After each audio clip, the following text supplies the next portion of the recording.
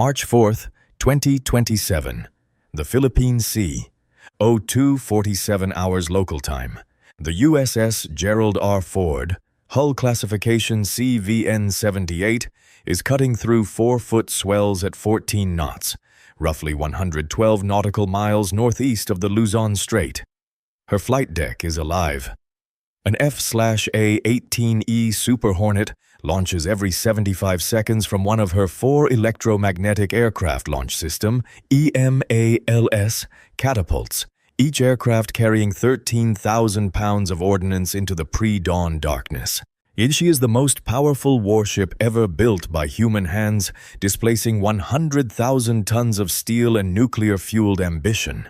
She carries a crew of 5,000 people. Her reactors produce enough electricity to power a city of 100,000 homes.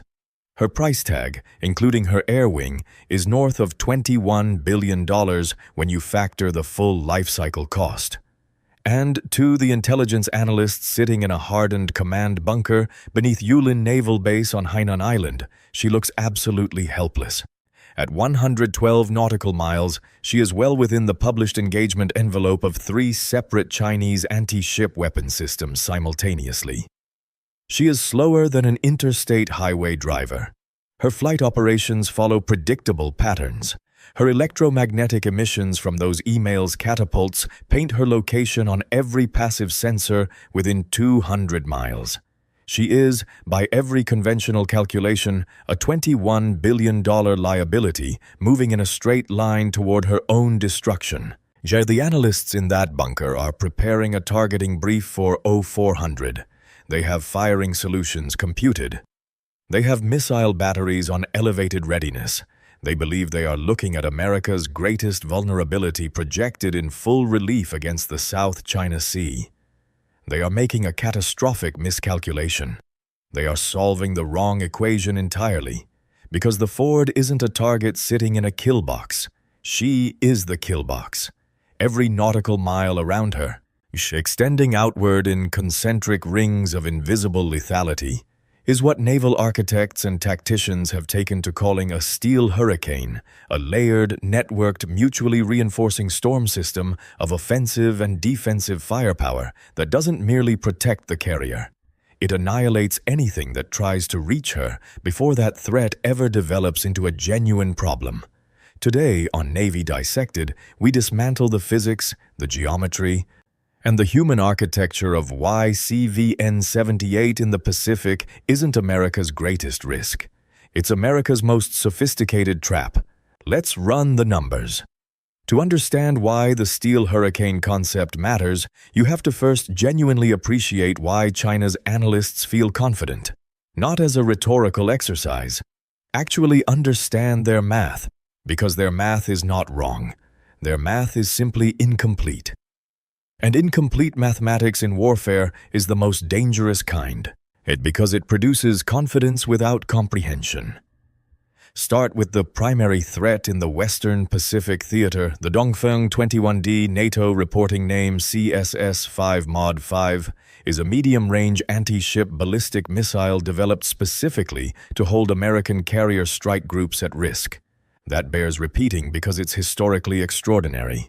China did not design the DF-21D to destroy cities or strike land-based infrastructure. They designed it from the ground up with one specific purpose: to kill a Nimitz or Ford-class carrier. The maximum published range of the DF-21D is approximately 900 miles, though some defense intelligence assessments place the figure closer to 1,100 miles for later production variants. The warhead weight is approximately 500 kilograms, configured as a maneuvering re-entry vehicle, meaning that unlike a traditional ballistic missile that follows a fixed parabolic arc to its target, if the DF-21D's warhead deploys guidance fins and an onboard seeker during terminal descent, it doesn't fall onto a fixed coordinate. It hunts a moving ship. Do the math on what this means for the Ford at 112 nautical miles.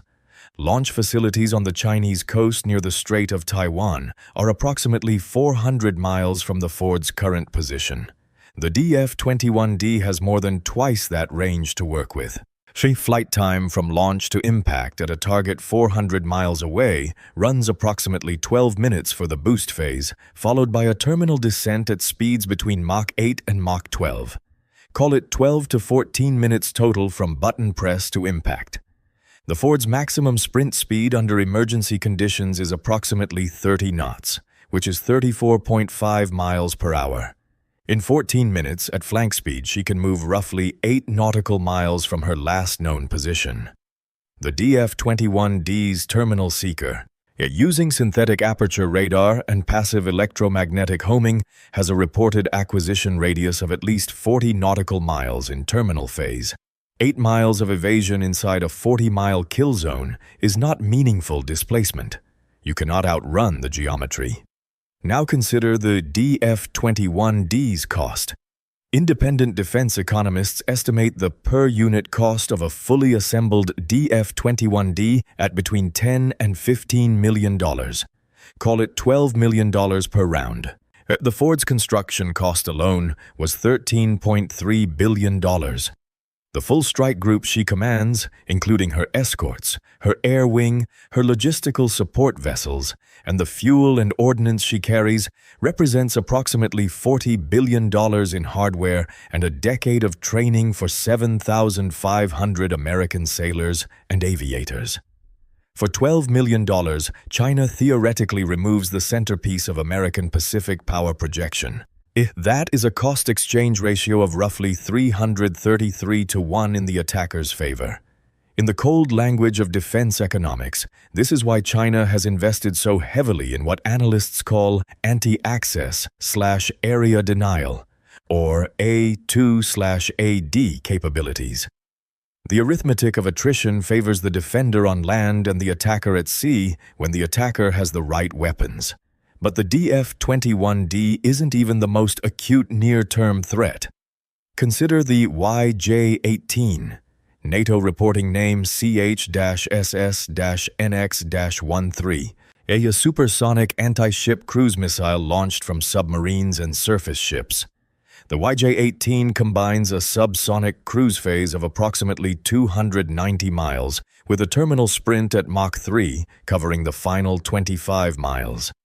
During that Mach 3 terminal phase, the missile executes evasive maneuvers and descends to sea-skimming altitude, approximately 10 to 15 feet above the wave tops, making it extraordinarily difficult to intercept with conventional air defense systems designed to engage higher altitude threats. China's submarine fleet, including its Type 093 Shang-class nuclear attack submarines and the newer Type 095 boats, can position these weapons within range of the Ford without ever being detected by the strike group's surface search radars. China operates over 60 conventional and nuclear attack submarines capable of carrying the YJ-18 or its variants.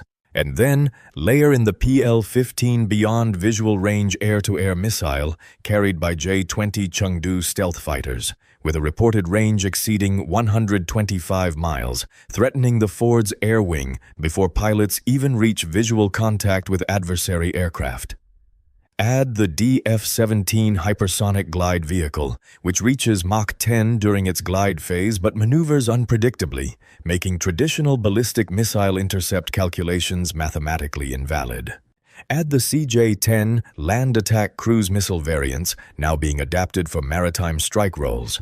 The Chinese Navy, People's Liberation Army Navy, or PLAN, has constructed an overlapping web of complementary weapon systems, each one addressing potential gaps in the other's coverage, each one individually challenging, collectively forming what the RAND Corporation described in a 2023 assessment as the most sophisticated anti-access architecture ever built by a non-superpower competitor. On paper, and to the analysts in that Yulin bunker doing their targeting mathematics, this looks like checkmate in 3 moves. The Ford is inside every threat envelope simultaneously. The exchange ratios favor the attacker. Historical precedent suggests that without air power for area denial, surface ships are vulnerable to saturation attacks, a lesson written in blood at the Falklands in 1982.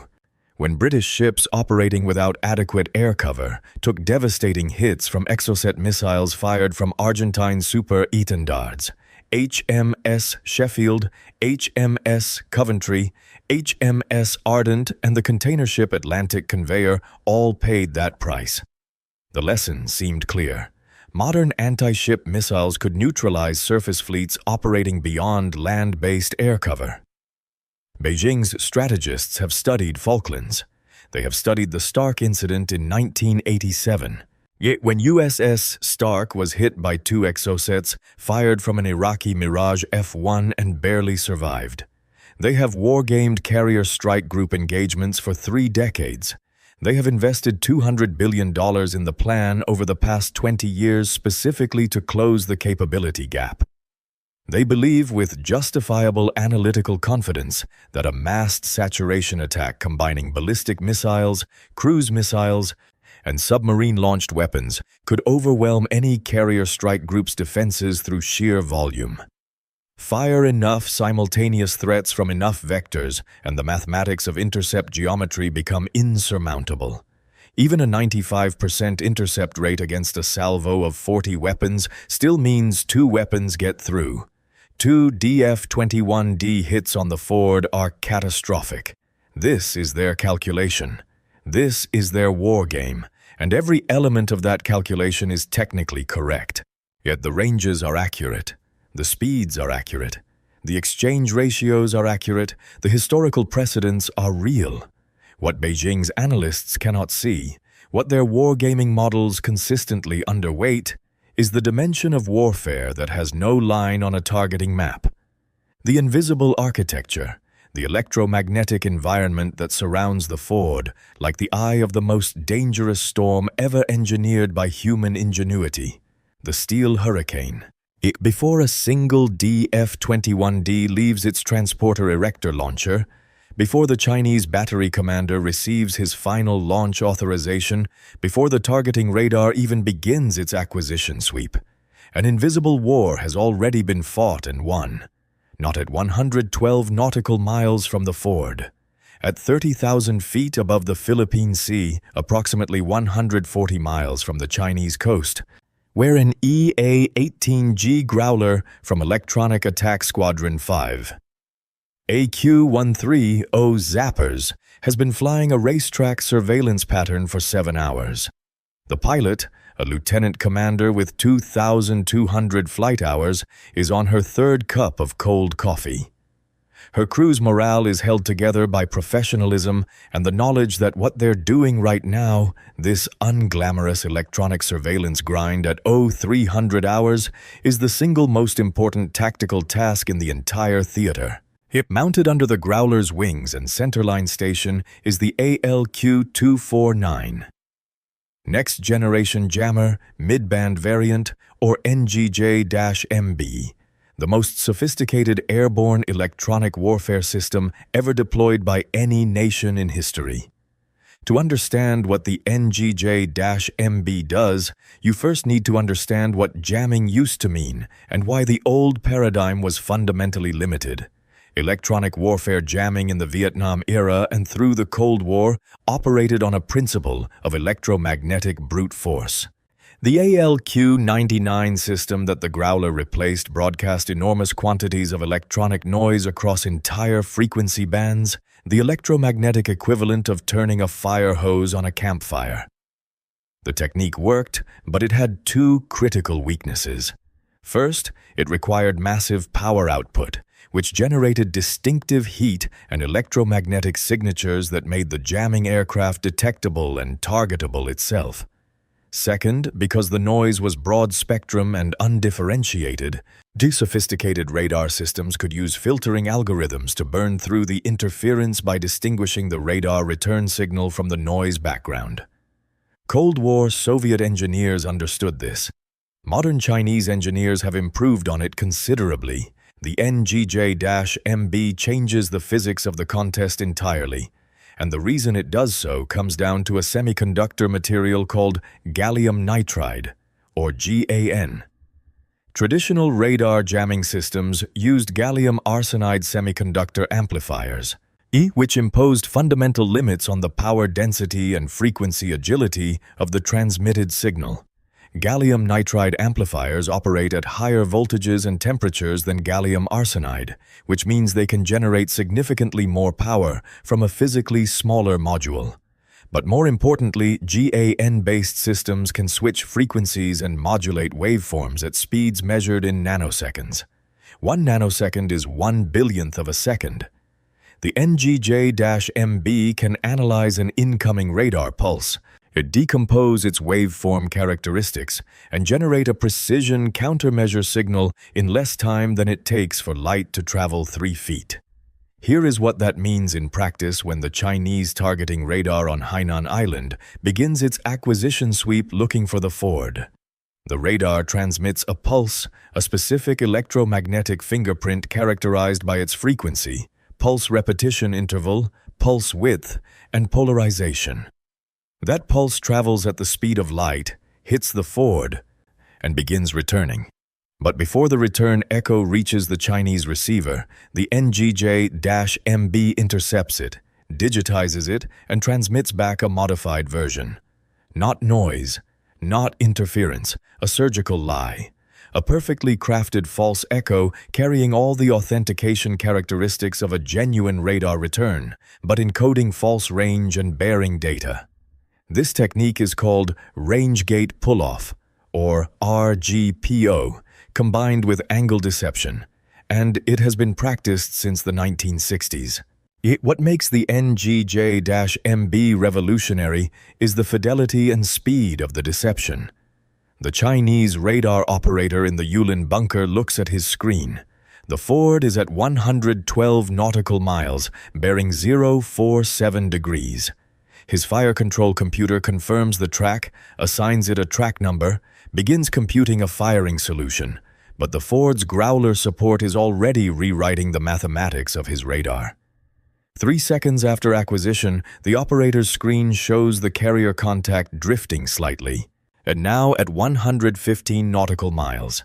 His system compensates, updates the track, continues computing. 6 seconds later, 119 nautical miles. His system flags the anomaly, a fast-moving contact, possible high-speed evasion. His algorithms adjust. 12 seconds later, 127 nautical miles and bearing 049, still drifting. His fire control computer is now generating a firing solution for a carrier that is 15 miles away from where she actually sits. Moving on a heading that is 2 degrees off from her actual course. The operator doesn't know this. His system shows nominal function. No jamming alarms, no error codes. The radar is receiving returns. The returns are passing authentication checks. They are simply false. If he fires the DF-21D right now, using this firing solution, the missile will arrive at coordinates that contain nothing but open ocean. The Ford will have never moved at all. But the NGJ-MB's role doesn't end with deception. Using its same GaN-based transmitter arrays, it can also conduct hard-kill electromagnetic suppression against specific threat emitters. When a Chinese surface-to-air missile, SAM, battery radar illuminates the growler to prepare a missile shot, the NGJ-MB can focus a narrow high-power beam precisely on that radar's frequency, and at close enough range, literally burn out the radar's receiver electronics. This isn't jamming in the conventional sense, and this is using directed electromagnetic energy as a destructive weapon. The Chinese radar technician experiences this as his display going suddenly and permanently dark. His system doesn't report jamming. It reports hardware failure. There's no automatic countermeasure, because the countermeasure looks exactly like a catastrophic electronics breakdown. And there's a third capability that the Navy doesn't advertise in detail, but which defense analysts have described from observing exercises. The NGJ-MB, combined with the Growler's onboard ALQ-218 wideband receiver system, constitutes a signals intelligence collection platform of extraordinary sensitivity. Every radar pulse the Chinese system emits, Every data link transmission, every frequency-hopped communication between the coastal battery and its command authority is being recorded, analyzed, and forwarded via encrypted data link to the E-2D Advanced Hawkeye, to the Ford's Combat Direction Center, CDC, and to theater commanders in real time. The Growler isn't just a jammer. It's a vacuum cleaner for Chinese electromagnetic secrets, and the information it collects tonight will be used to improve tomorrow's deception programs. This isn't electronic warfare as a support function. This is electronic warfare as the primary offensive tool, and it operates entirely outside the enemy's visible awareness. The Chinese battery commander in that bunker has no indicator, no alarm, and no warning that his entire radar picture has been algorithmically rewritten by a single aircraft flying 140 miles away. He is, as far as his instruments tell him, watching a real target with a valid firing solution. He is actually watching a ghost. And the carrier that generates that ghost is sailing serenely through the Philippine Sea, entirely unmolested by the threat that doesn't know it's already lost. But suppose, in the operational chaos of a genuine crisis scenario, yet the deception doesn't hold. Suppose Chinese intelligence has found a way to partially compensate for the NGJ-MB's RGPO deception, perhaps through a bistatic radar arrangement where transmitter and receiver are separated to defeat angle deception, or perhaps through triangulation from multiple widely spaced radar sites whose overlapping coverage can mathematically resolve the false position. Suppose the DF-21D battery achieves enough targeting confidence to execute a launch. The missiles clear the rails. Their solid fuel boosters ignite, pushing 1,500 kilogram projectiles from 0 to Mach 5 in under 90 seconds. They arc upward through the troposphere, through the stratosphere, climbing to an apogee of approximately 400,000 feet, the edge of the atmosphere itself, before their warheads separate and begin the terminal dive. 8 minutes to impact. This is the moment in every Chinese war game where the carrier dies.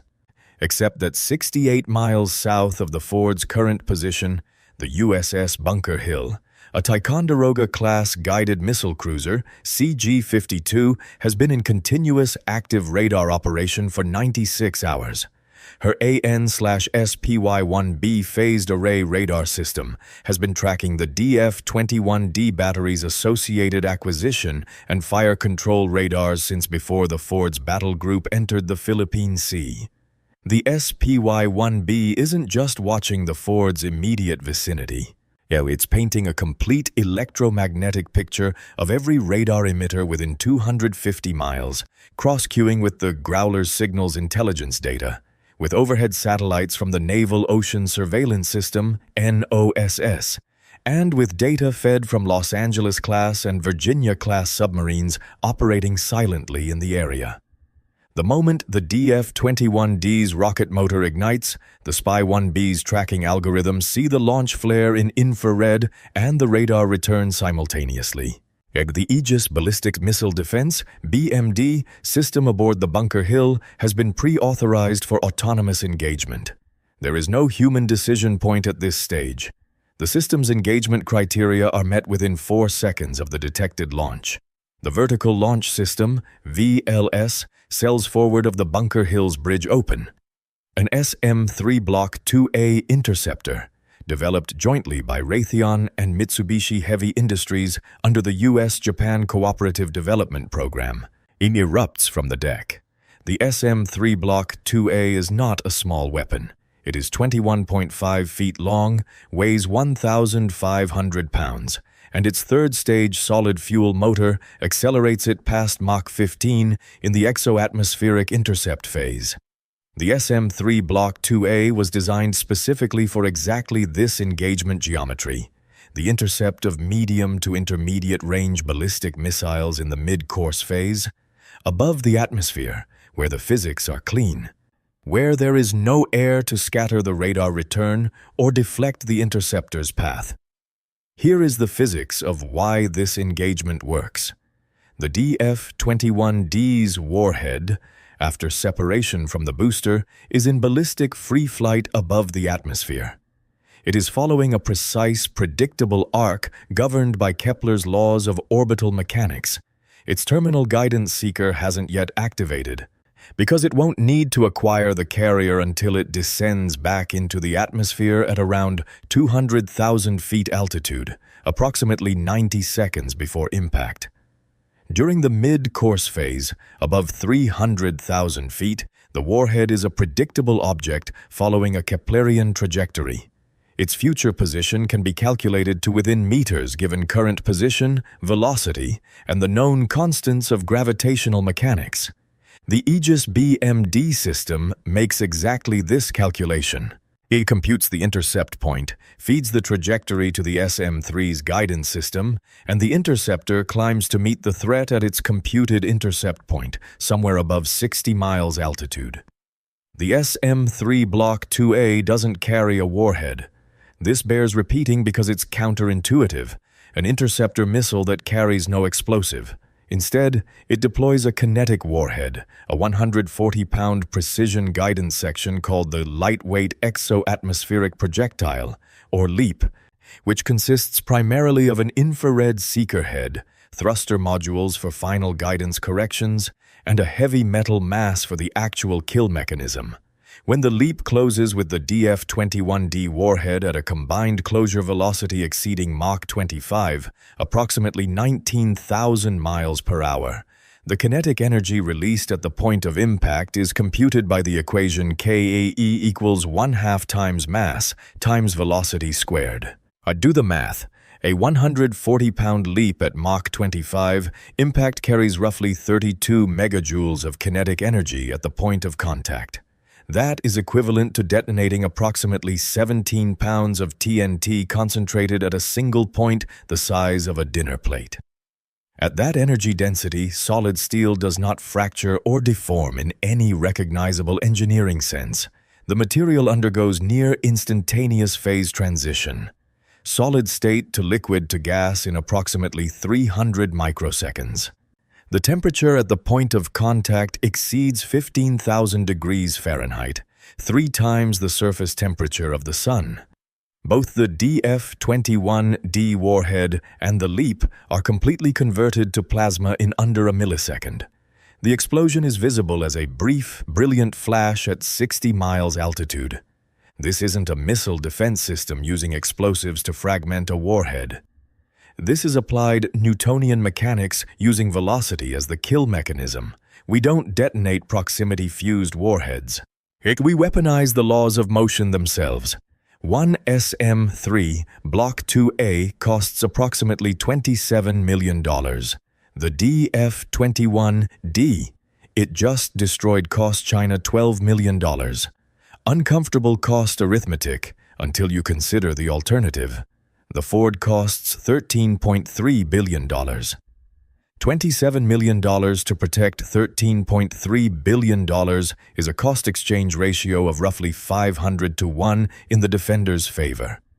And the Bunker Hill carries up to 26 SM-3 rounds in her vertical launch cells, with reload capability from accompanying ammunition support ships. But the SM-3, as extraordinary as it is, addresses one specific threat vector: medium-range ballistic missiles in mid-course phase. The YJ-18 cruise missile fired from a submarine, sea-skimming at 10 feet altitude in its Mach 3 terminal sprint, is a fundamentally different problem. It flies below the horizon of the SPY-1B radar until it is approximately 22 miles from the Ford, and at Mach 3, 22 miles translates to approximately 39 seconds of engagement time. 39 seconds is not much time for human decision-making. It is, however, an eternity for an automated close-in weapon system. At 22 miles from the Ford's hull, the incoming YJ-18 is acquired by the AN/SLQ-32CV-6 Surface Electronic Warfare System, SEW, aboard the Ford itself, which classifies the missile type and feeds the track to the ship's Combat Systems Coordinator. At 15 miles, the Ford's Standard Missile 2, SM-2, Block 4 surface-to-air missiles, the inner layer of the strike group's layered air defense architecture, are already in flight. The SM-2 uses semi-active radar homing in its initial phase, switching to active radar homing in terminal phase, giving it both target tracking redundancy and the ability to engage multiple simultaneous targets with different illuminating radars. The SM-2 Block 4 has been specifically upgraded for anti-cruise missile performance. With improved low-altitude tracking and a blast fragmentation warhead optimized to destroy aerodynamic targets rather than ballistic warheads. Suppose even that fails. Suppose the YJ-18 penetrates to 5 miles through a combination of saturation, where multiple missiles are fired simultaneously to exhaust intercept inventory, and electronic countermeasures from the submarine's own support systems. At 5 miles, the evolved Sea Sparrow missile, ESSM, Block 2 system takes over. A ESSM, Block 2 was specifically designed for exactly this engagement. The high-speed, low-altitude sea-skimming threat at close range. Its dual-mode seeker, active radar, and semi-active gives it immunity to some electronic countermeasure techniques. And its thrust vectoring capability allows it to engage targets with closure geometries that would defeat older pursuit curve guidance algorithms. An ESSM costs approximately $1.3 million per round, and a YJ-18 costs China approximately $2 million. Even at the terminal defense layer, the cost math is manageable. And if something, against all the preceding layers of engagement, still manages to close to within 1.5 miles of the ford, the Phalanx Close-In Weapon System, CIWS, Block 1B activates. The Phalanx is a 20mm M61A1 Vulcan cannon, rotating at 3,000 rounds per minute. Slaved to a Ku-band fire control radar that tracks both the incoming threat and the outgoing tracer rounds simultaneously, applying continuous ballistic correction to walk the stream of depleted uranium rounds directly into the missile's flight path. This isn't precision engagement in the traditional sense. This is the electromagnetic equivalent of putting up a wall of metal in the direction of the incoming threat and computing exactly how thick and how precisely placed that wall needs to be to guarantee impact. The Phalanx has demonstrated kill probabilities exceeding 90% in single-threat scenarios. This isn't a ship with a defensive system. This is an onion with no center. The threat can reach, each layer independently lethal, collectively impenetrable. We don't wait for the threat to arrive and hope our defenses are adequate.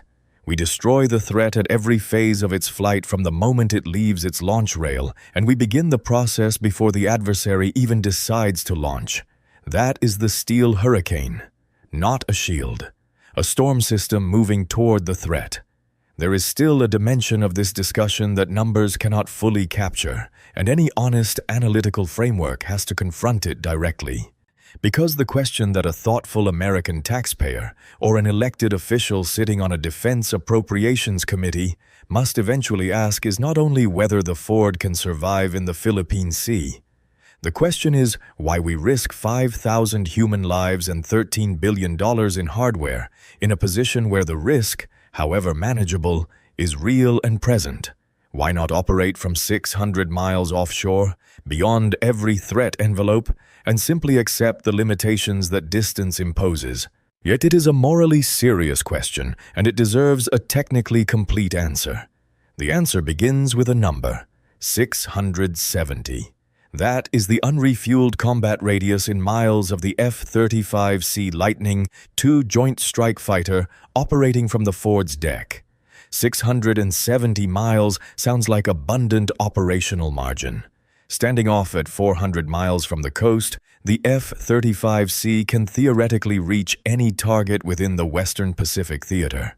But combat radius and effective response time are not the same variable, and the difference between them is measured in human survival. Launch preparation for a combat sortie from a Ford-class carrier follows a rigorous checklist that cannot be safely abbreviated. The aircraft must be spotted from below-deck storage to the flight deck, a process requiring coordination across 3 levels of the ship. The ordnance must be armed and inspected. The aircraft's mission computer must be programmed with current targeting data, threat avoidance routes, and communication frequencies. The pilot must be briefed, suited, strapped in, connected to the ship's communication system, and cleared through the final check by the air boss in Pryfly. Under optimized conditions, with the aircraft pre-positioned on deck and the crew at heightened alert, this process takes a minimum of 11 minutes. Under realistic surge conditions with multiple simultaneous launches, 15 to 18 minutes is more operationally accurate. Call it 13 minutes as a middle estimate for this calculation. From the Ford's current position at 112 nautical miles from the Luzon Strait, an F-35C at supersonic cruise speed of Mach 1.6 covers that distance in approximately 9 minutes. Total time from alert to overhead of a crisis point on the Philippine coast, 22 minutes. Now move the Ford to 600 miles offshore, which many threat-averse analysts recommend as the safe operating distance. Same 13-minute launch preparation.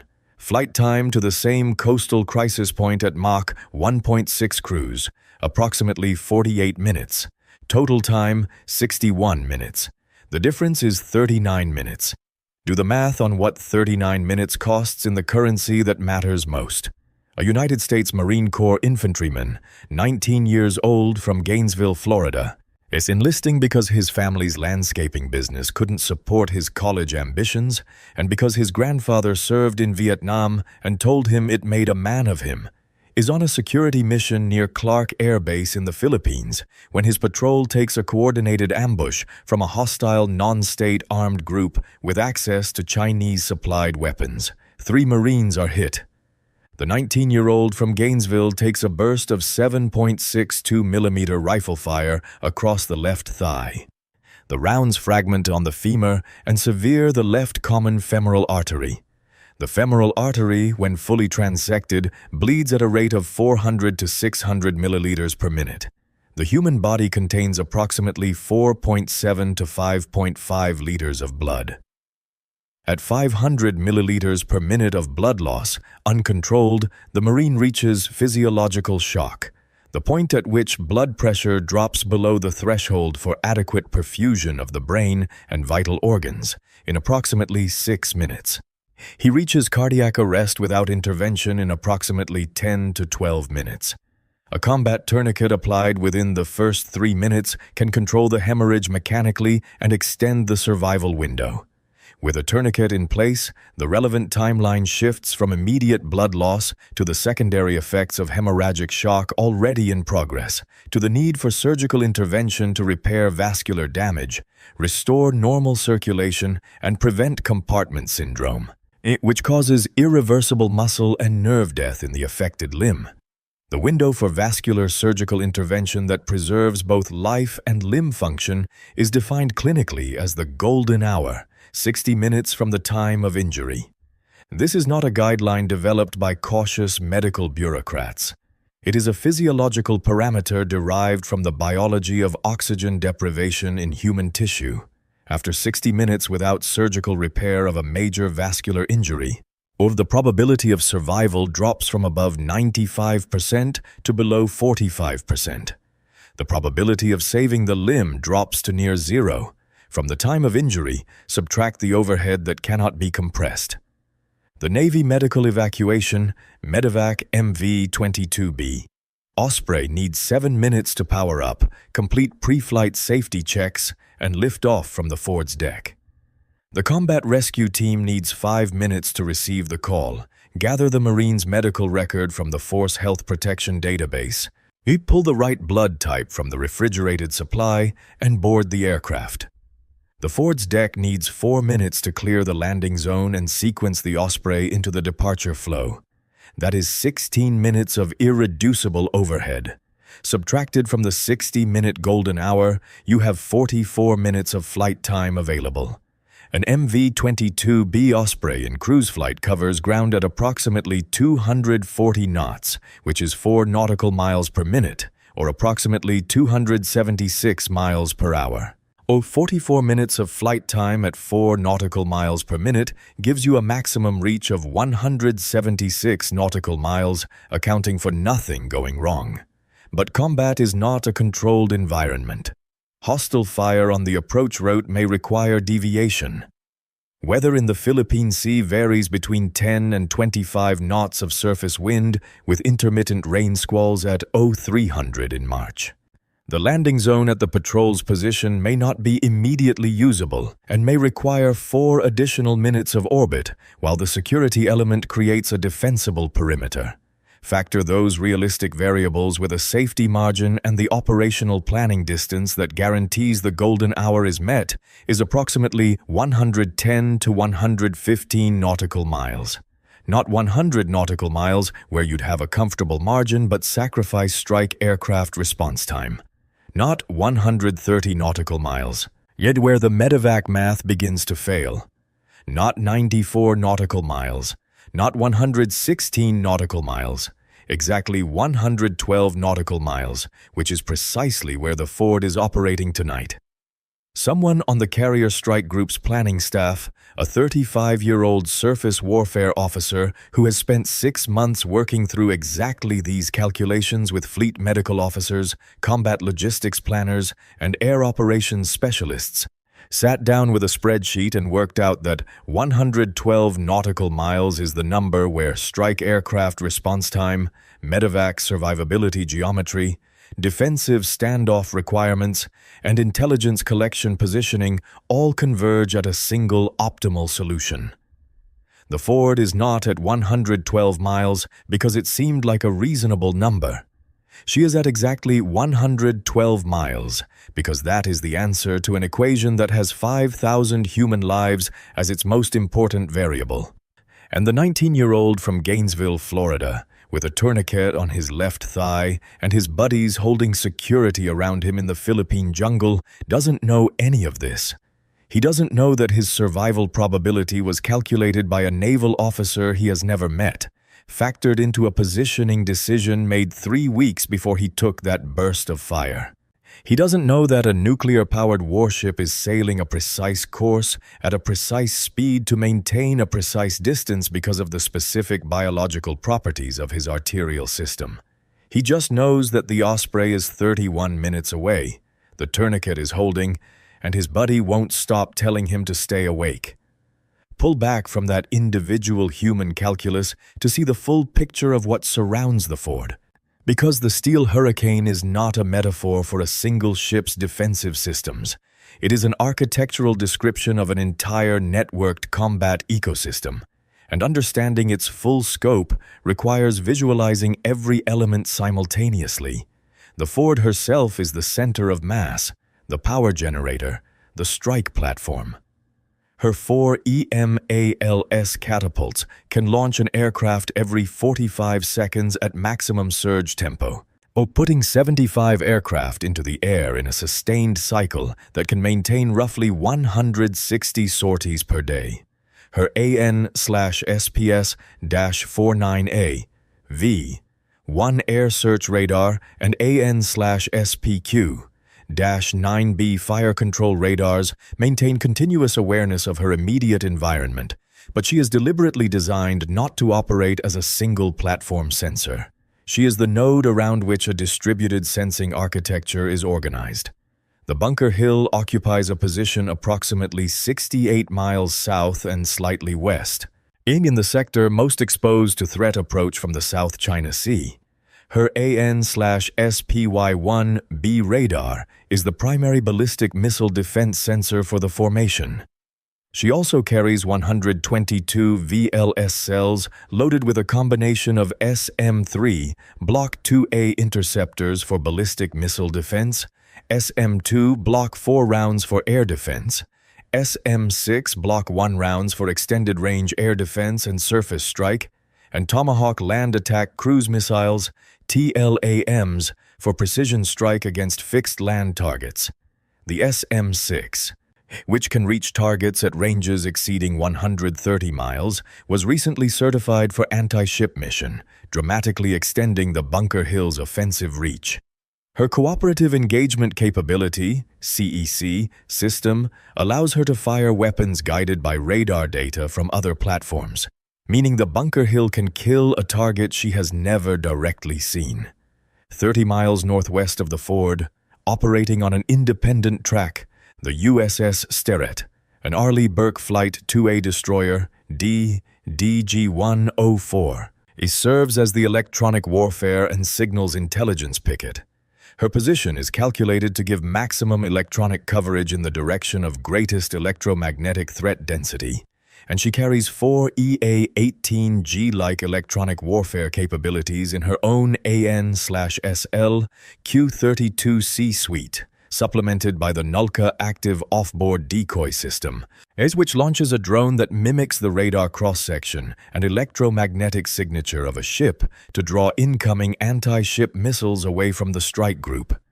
Below the surface, operating under complete emissions control, MCON is the USS North Carolina, a Virginia-class attack submarine, SSN 777, running at 400 feet depth in a patrol box 90 miles to the northwest.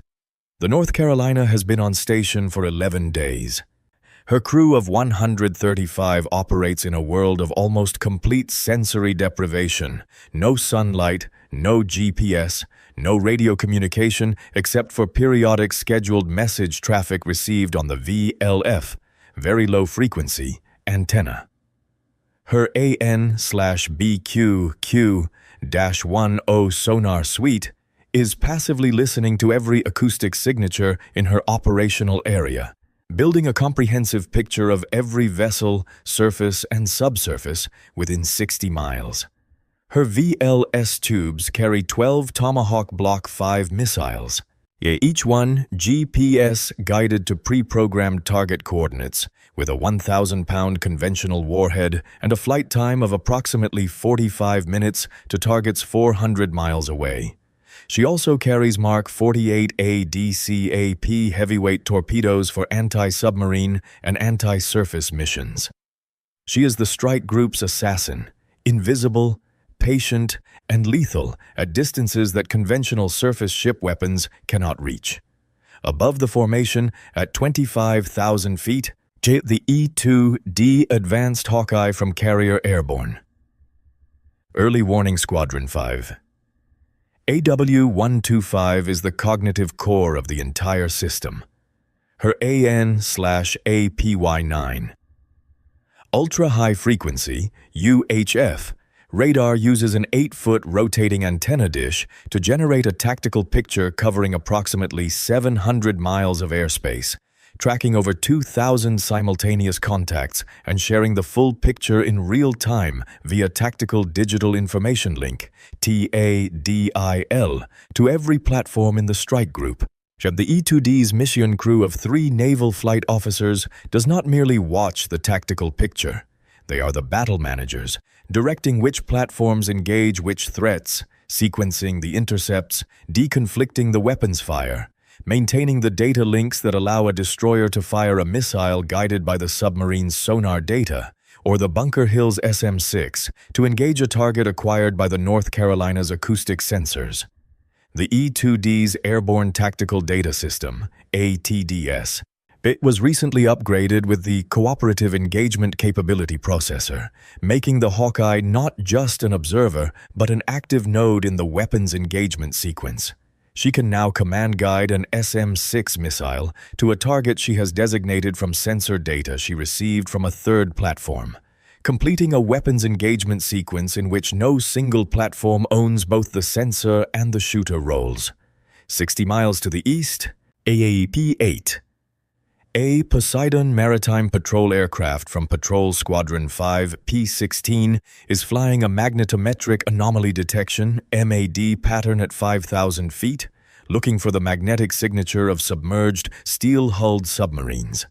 The P-8A carries Mark 54 lightweight torpedoes and sonobuoys, and it has already deployed a pattern of 16 sonobuoys in a grid that covers the approaches to the ford from the northeast, converting 800 square miles of ocean into an acoustic sensor network. Yet any Chinese Type 093 submarine attempting to approach the ford from the northeast through that sonobuoy field will be detected, localized, and prosecuted by either the P-8A or the North Carolina within minutes of detection.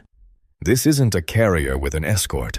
This is a networked combat organism with a distributed nervous system operating at the speed of light across every physical domain simultaneously: surface, subsurface, airborne, exoatmospheric, and electromagnetic. It removed the E-2D Hawkeye, and the cognitive architecture of the system degrades catastrophically, reducing networked cooperative engagement to independent platform fire. Remove the North Carolina, and the subsurface domain is unguarded, and the offensive deep strike punch is reduced by 40%. Remove the Bunker Hill, and the ballistic missile defense bubble collapses. Remove the Growler, and the electromagnetic architecture that makes Chinese targeting data systematically unreliable disappears, and suddenly every radar in the Chinese coastal defense network is painting an accurate picture. But with all of them in place, operating in their designed roles, connected by encrypted data links, supervised by the E-2D's battle management system, and underpinned by the ford's massive strike power, you have not merely a defensive formation. You have a layered, yet offensive-defensive ecosystem that can project lethal power to 600 miles in any direction, while simultaneously making it functionally impossible for an adversary to build a valid targeting solution on the carrier at the center. The Chinese analysts in the Yulin bunker are not wrong that the ford is inside their missile envelopes. They are catastrophically wrong about what it means to be inside a missile envelope when the target has made the missile envelope itself part of the killing ground. This is not a strike group operating in a threat environment. This is a threat environment that the strike group has engineered around itself. We don't operate inside the enemy's kill box. We make the enemy's kill box the outer boundary of ours. That is the steel hurricane. There is one more dimension to understand before this analysis is complete, and it concerns the nature of Pacific geography in a way that purely technical discussions of weapon systems often obscure. The Pacific Ocean covers approximately 63.8 million square miles. The Philippine Sea alone, the body of water in which the ford is currently operating, covers approximately 2 million square miles. China's coastline along the South and East China Seas extends approximately 9,000 miles. But the coastal defense infrastructure capable of threatening a carrier strike group is concentrated in a much smaller area, primarily the coastal provinces of Fujian, Guangdong, and the island of Hainan. These installations are fixed, their coordinates are known, their radar emissions have been catalogued over years of signals intelligence collection. Their maintenance cycles, crew rotation patterns, and equipment resupply timelines have been monitored by satellites and submarine reconnaissance for decades. The ford and her strike group, by contrast, can be anywhere in that 2 million square mile operational area within 48 hours of departing their last known position. At 30 knots flank speed, the ford covers 720 nautical miles per day. In 72 hours, she can be 2,160 nautical miles from where she was last positively identified by Chinese intelligence, which is roughly the distance from the coast of China to the international dateline. She is not a fixed target. She is a mobile sovereign territory of the United States, carrying more aviation firepower than most of the world's national air forces. That can appear within striking range of any coastal point in the Western Pacific within hours and disappear again before any response can be organized and executed. This is the strategic geometry that the steel hurricane protects, and it is the reason why the investment in those defensive layers is not merely about protecting a ship. It is about preserving a strategic capability. The ability to hold any point in the Western Pacific at risk from any direction, at a time and place of America's choosing, without requiring permission from any regional ally or the use of any fixed land base that an adversary can locate, target, and suppress. Land-based air power, as impressive as it is tied to runways that must be built, maintained, and defended. Those runways appear on maps. Their coordinates appear in targeting databases. The Ford does not appear on a map. She appears at a latitude and longitude that changes every minute.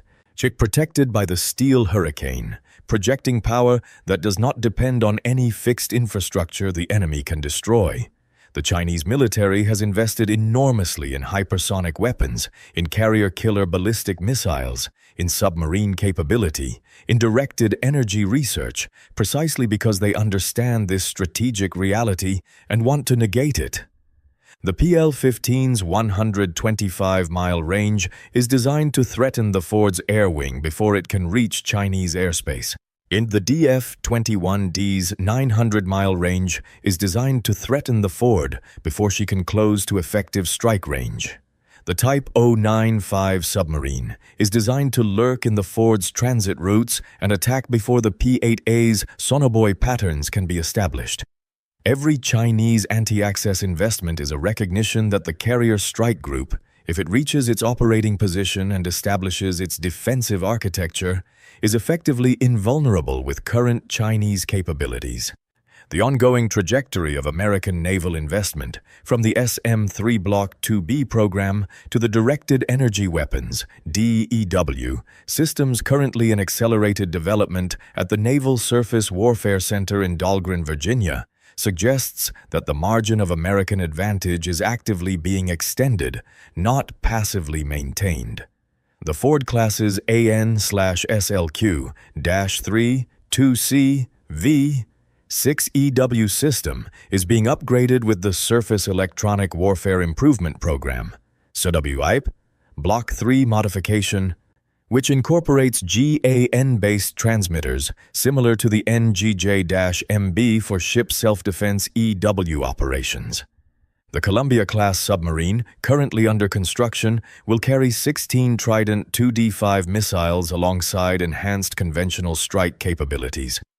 The F/A-XX program, which will replace the Super Hornet in the 2030s, is designed with a combat radius exceeding 1,000 miles, fundamentally expanding the geographic threat radius that the carrier can hold at risk. Do the math on what that expansion means for Chinese A2/AD planning. If the F/A-XX extends the Ford's effective strike radius from 670 to 1,000 miles, then to keep Chinese coastal installations outside that strike radius, the carrier would need to be kept more than 1,000 miles from the Chinese coast. But at 1,000 miles range, the DF-21D's 900-mile maximum is no longer sufficient. China would need its DF-26 intermediate-range ballistic missile, which carries a 1,200 to 1,500-mile range, to maintain coverage. But the SM-3 Block 2B interceptor, currently in development, is designed specifically to counter the DF-26 class of threats. The technological competition is continuous, and the American Navy's investment strategy is explicitly designed to stay ahead of the cycle. Meanwhile, the Ford class itself is not the endpoint of carrier development. The Navy's 30-year shipbuilding plan includes additional Ford-class hulls currently at CVN-79 USS John F. Kennedy, which was commissioned in 2024, CVN-80 USS Enterprise under construction, and CVN-81 USS Doris Miller contracted.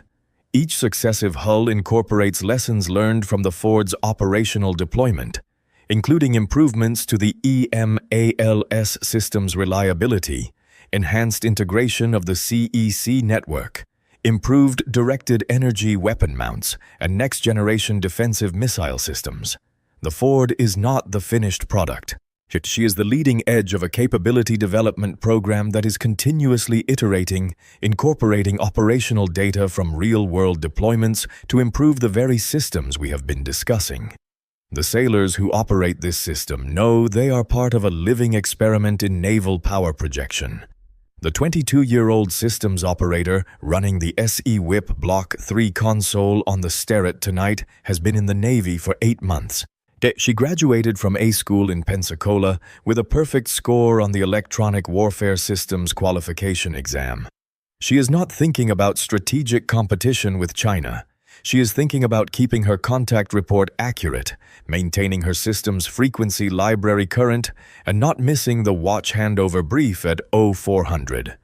But her precision, her competence, her refusal to accept ambiguity in a sensor readout is the grain of sand on which the entire strategic calculation rests.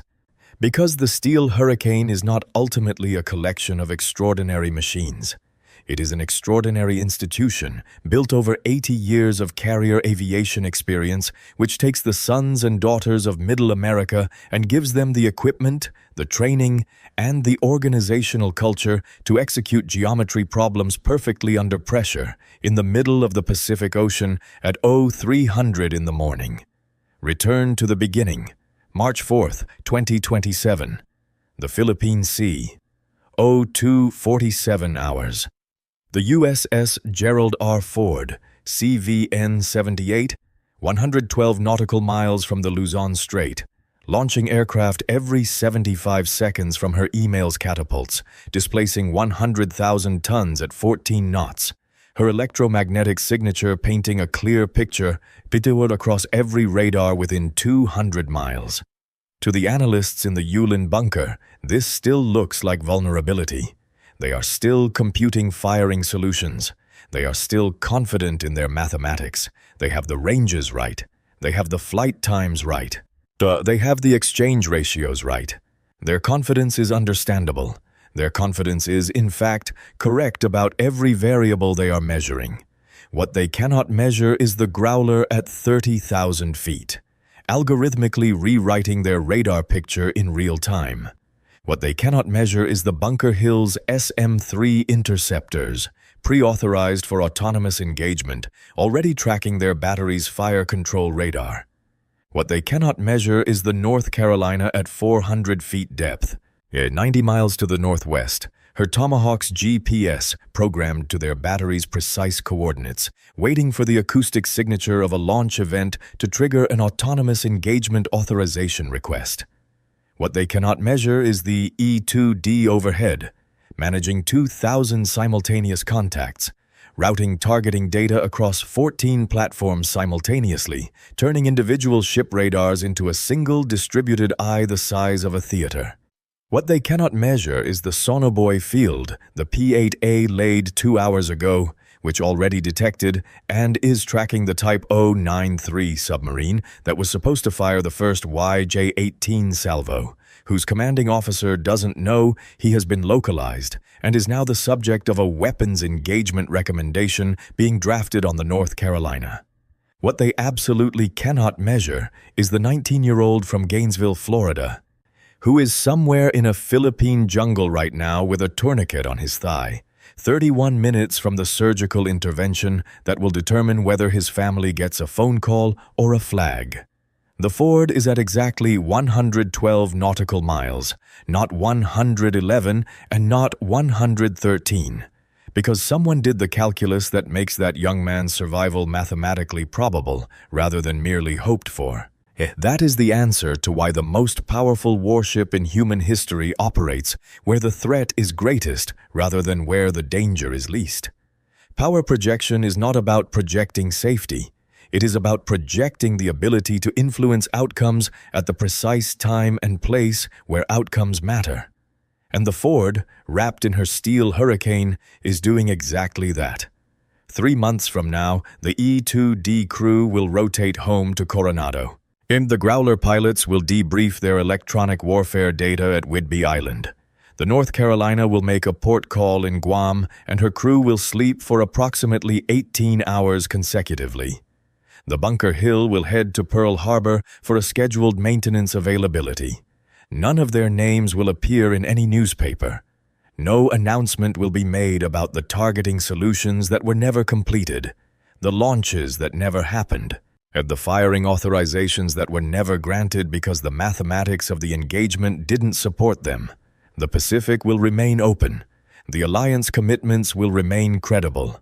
The gray line between competition and conflict will have held quietly, invisibly, 112 nautical miles from an adversary who measured everything and understood nothing. The steel hurricane doesn't announce itself. It doesn't issue warnings or declarations.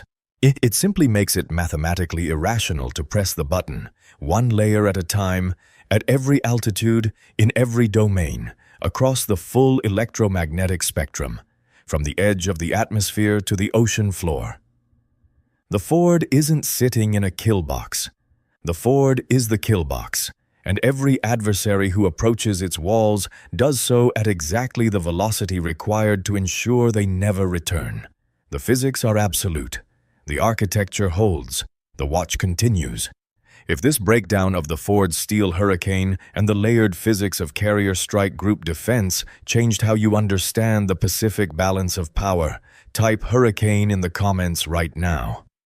Share this with someone who thinks the carrier is obsolete because they are solving the wrong equation. Subscribe to Navy Dissected because we don't cover what the Navy does. We dissect why it works, layer by layer, down to the physics. The watch continues.